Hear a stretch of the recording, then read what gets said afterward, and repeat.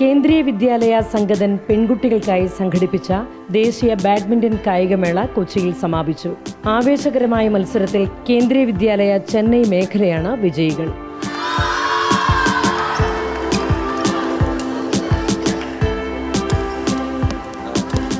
രാജ്യത്തെ 25 മേഖലകളിൽ നിന്നുള്ള കേന്ദ്രീയ വിദ്യാലയങ്ങളിലെ പെൺകുട്ടികൾ മാറ്റുരച്ച കായികമേള അന്താരാഷ്ട്ര അമ്പയറും മുൻ രഞ്ജി ട്രോഫി താരവുമായ ഡോക്ടർ KN രാഘവനാണ് ഉദ്ഘാടനം ചെയ്തത്.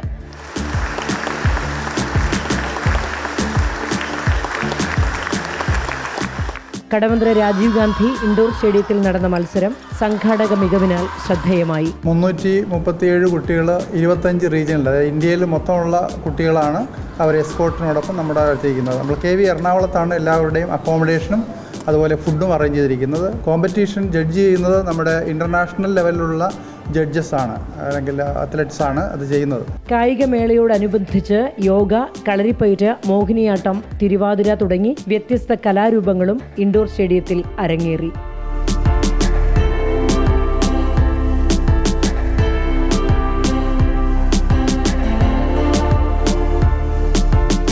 റിപ്പോർട്ടർ, കൊച്ചി.